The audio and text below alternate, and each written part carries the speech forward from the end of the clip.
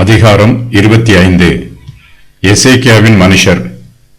யூதாவின் ராஜாவாகிய எசேக்கியாவின் மனுஷர் பேர்த்தெழுதின சாலமோனுடைய நீதிமொழிகள். எசேக்கியாவின் மனுஷர் சாலமோனுடைய நீதிமொழிகளை தொகுத்து வெளியிட்டார்கள். அந்த தொகுப்பின் பின்பகுதிக்கு இந்த வசனமே தலைப்பாக கொடுக்கப்பட்டிருக்கிறது. இவர்கள் யூதாவின் ராஜாவாகிய எசேக்கியாவின் மனுஷர். இவர்கள் ஒருவேளை எசேக்கியா ராஜாவின் வேலையாட்களாக இருக்கலாம். எசேக்கியா ராஜா இவர்களுக்கு சாலமோனுடைய நீதிமொழிகளை தொகுத்து வெளியிடும் பணியை ஒப்படைத்திருத்திருக்கலாம். சாலமோனின் வார்த்தைகள் சபையாருக்கு மிகவும் பிரயோஜனம் உள்ளவை. சாலமோனுடைய நீதிமொழிகளை தொகுத்து வெளியிட்டதன் மூலமாய் எசேக்கியா ராஜா நல்லதொரு ஊழியத்தை செய்திருக்கிறார். எசேக்கியா தேவனாகிய கர்த்தருக்கு முன்பாக நன்மையும் செம்மையும் உண்மையுமானதை செய்தவன். அவன் தேவனுடைய ஆலயத்தின் வேலையிலும் தன் தேவனை தேடும்படிக்கு நியாய பிரமாணத்திற்கும் கற்பனைக்கும் அடுத்த காரியத்திலும் என்ன செய்ய தொடங்கினானோ அதையெல்லாம் தன் முழு இருதயத்தோடு செய்து சித்தி பெற்றான். 2 நாளாகமம் 31:21.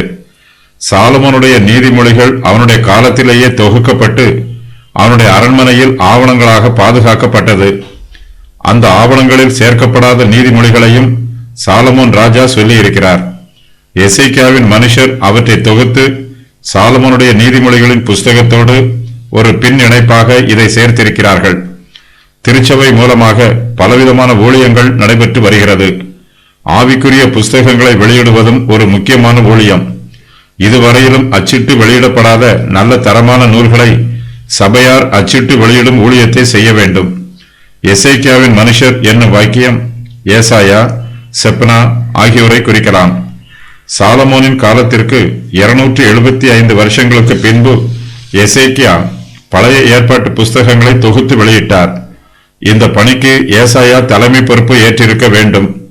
எசேக்கியாவின் மற்ற வர்த்தமானங்கள்.